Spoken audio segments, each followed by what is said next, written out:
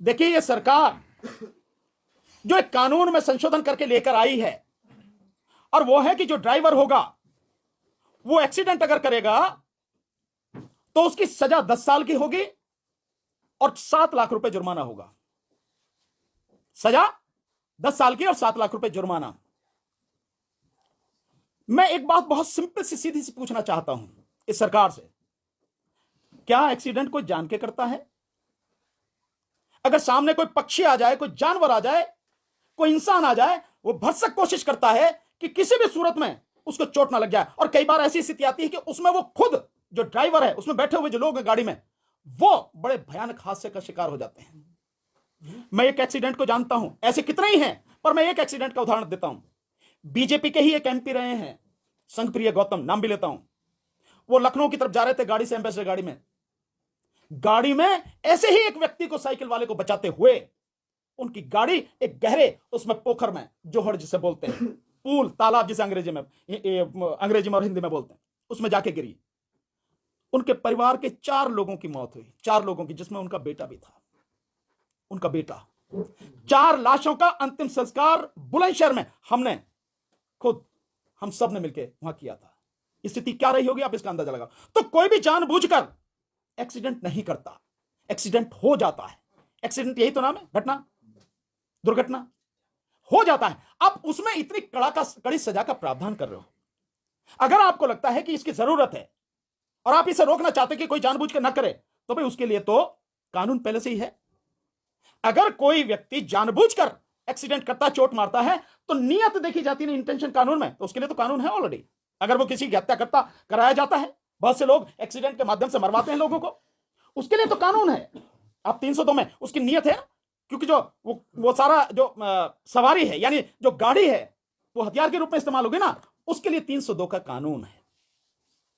आप ये जो ला रहे हैं, इससे बड़ा इस देश की जनता के साथ और मजाक हो नहीं सकता। पर मोदी सरकार का तो ये काम ही है, कोई नई बात थोड़ी है। ये जो ड्राइवर अपने आप को बड़े वो समझते थे कि नहीं, मोदी सरकार बहुत बढ़िया है, बहुत अच्छा मानती है, वो सारे के सारे अब सामने आ गई। केवल इतनी बात नहीं है, कानून क्यों लाया गया है, इसके पीछे बहुत गहरी साजिश है। ये कानून केवल सामने से दिख रहा है कि जो वो है ड्राइवर हैं, उनको सजा देने के लिए। मैं ड्राइवर तो कौन है, आप भी ड्राइवर हो, ये सारे के सारे जितने पत्रकार बैठे, भैया मोटरसाइकिल पे आए हो ना, कार से आए हो ना, तो ड्राइवर तो तुम भी हो, मैं भी हूं। इस देश में मैं समझता हूं छोटे मोटे बच्चों को छोड़ के बाकी सारे लगभग लोग जो है मतलब ड्राइवर ही हैं।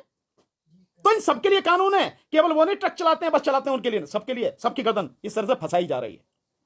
पर ये इसलिए है कि जो 2024 में यह सरकार ईवीएम के माध्यम से जीतने का षड्यंत्र जो कर रही है, और इस बार जनता ईवीएम से चुनाव होने नहीं देगी, इस बार जनता ईवीएम के खिलाफ सड़क पर आकर लड़ेगी, जन आंदोलन बनाएगी। उस समय कोई भी व्यक्ति किसी भी तरह से बस में, ट्रक में, गाड़ियों में, मोटरसाइकिल पे कहीं बैठ के ना आ जाए, इसलिए पहले इनकी गर्दन दबोचो। यह है उसकी इंटेंशन इस कानून के पीछे। यह है कि जिस समय वो सत्ता में वापसी के लिए सारे हथकंडे अपनाएगी, तब किसी भी व्यक्ति को किसी भी तरह का वाहन उपलब्ध ना हो जाए। यह है गहरी साजिश, इसलिए सारे के सारे काम किए जा रहे हैं। तो हम इसका पूरी तरह से विरोध करते हैं, और सभी ड्राइवर भाई हमारे, जो इस देश की आधी से ज्यादा आबादी है, वो ट्रक के ड्राइवर हो, बस के ड्राइवर हो, मेटाडोर के हो, छोटे हाथी के हो, कार के हो, मोटरसाइकिल के हो, स्कूटर के हो, कोई भी, हम उनके साथ में हैं, पूरी ताकत से उनके साथ में हैं। इस लड़ाई में हम कंधे से कंधा, कदम से कदम मिलाकर उनका साथ देंगे। सर, सरकार की तरफ से मॉब लिंचिंग को लेकर फांसी का प्रावधान किया गया है, और जो ड्राइवर संघ है उनकी तरफ से कहा गया है कि ड्राइवर की मॉब लिंचिंग बढ़ेगी। तो अब क्या जो मॉब लिंचिंग होगी वो भी फांसी के दायरे में है? बिल्कुल नहीं होंगे। गृह मंत्रालय इस पे नजर रख रहा है, इस पूरी घटना को लेकर क्या कहेंगे? भैया किसी पे नजर नहीं है उनकी आंखें क्या है नहीं क्या, उन्हें नहीं दिखता, उन्हें समझ में नहीं आता। सरकार का मतलब ये नहीं कि पहले करो और फिर देखो कि क्या होता है। सरकार का मतलब है कि सारी चीजों का आकलन पहले कर ले कि इसके संभावित परिणाम प्लस और माइनस क्या हो सकते हैं, पक्ष और विपक्ष में कहां तक जा सकते हैं, फायदे क्या हो सकते हैं, नुकसान क्या हो सकते हैं, उसके बाद में कानून लाना चाहिए।